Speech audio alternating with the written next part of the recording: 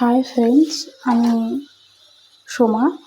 আজকে আমি রান্না করছি আলু আর চিংড়ির তরকারি। আমি তার জন্য আমি নিয়েছি এখানে জিরে, লঙ্কা আর তেজপাতা, আর নিয়েছি আমি চিংড়ি আর এর সাথে পেঁয়াজ। আর আমি এবার কড়াইয়ের মধ্যে আমি তেল দিলাম আর গ্যাসটাকে একটু বাড়িয়ে দিলাম।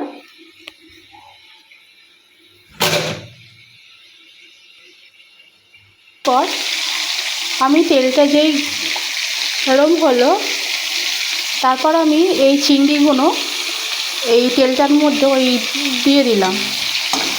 তারপর হালকা হালকা করে এই চিংড়ি মাছগুলোকে নাড়তে হবে।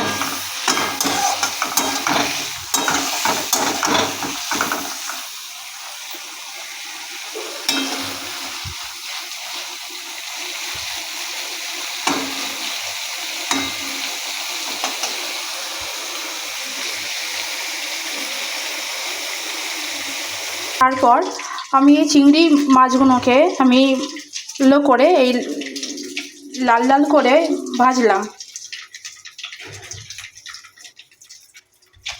তারপরে আমি এই তেলটার মধ্যে একটা তেজপাতা, অল্প একটু জিরে আর একটা ওই শুকনো লঙ্কা দিয়ে দিলাম।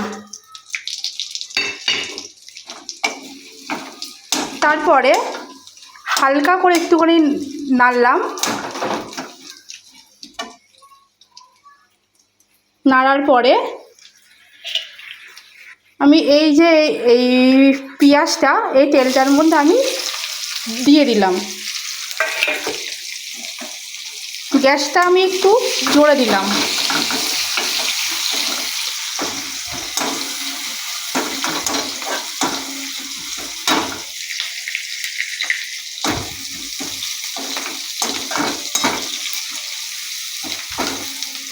পেঁয়াজটা যেই হালকা লালচে লালচে হয়ে যাবে, তারপর আমি এর মধ্যে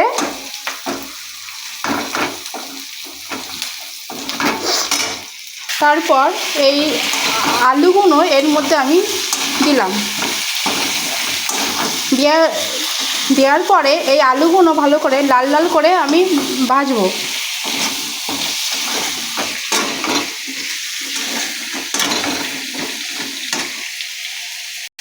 তারপর যেই ভাজা ভাজা হলো, আমি এর মধ্যে একটু নুন আর একটু হলুদ গুঁড়ো আমি দিলাম।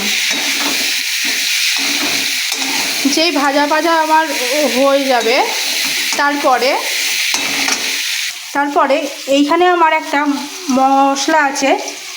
এটার মধ্যে জিরে, আদা, লঙ্কা, রসুন সব পেস্ট।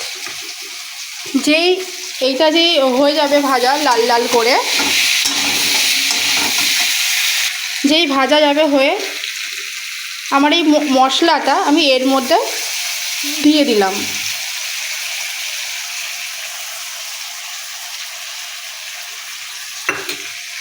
তারপরে ভালো করে যতক্ষণ তেল না ছাড়ছে, আমি ততক্ষণ এই আলুগুলো আমি ভালো করে কষবো। আর গ্যাসটাকে একটু সামান্য জোরে দেবো।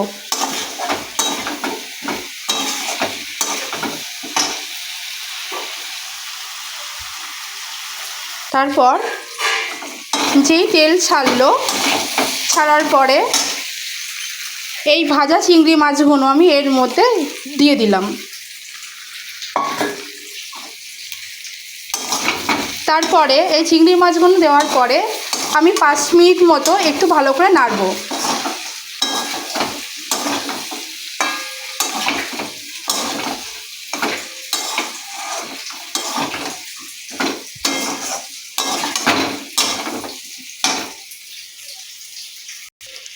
তারপর আমার 5 মিনিট নাড়ানো হয়ে গেছে।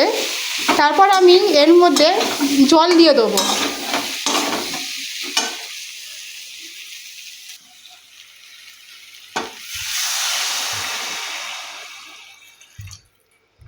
যে যেমন খাবে, তোমরা যদি ভাবো যে আমি একটু ঝোল ঝোল করবো, তাহলে আপনারা একটু ঝোল ঝোল করতে পারেন, বা একটুখানি ওই মাখা মাখাও পারেন করতে। তো আমরা একটু ঝোল ঝোল খাবো, তাই আমরা একটু ঝোলই রাখবো। তারপরে জল দিয়ে আমি এবার গ্যাসটাকে হালকা একটু জোরে দেবো, দিয়ে তারপর আমি এই কড়াইটা ঢাকা দেবো। গ্যাসটা জাস্ট সামান্য থাকবে জোরে। এবার যেই তরকারিটা হয়ে যাবে, আমার মোটামুটি তরকারি কমপ্লিট।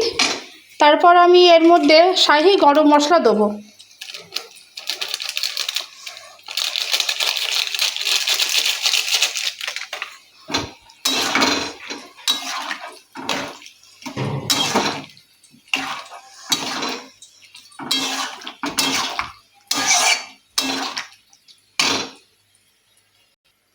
আমার ভিডিও যদি ভালো লাগে তাহলে আপনারা আমার বক্সে কমেন্ট করবেন।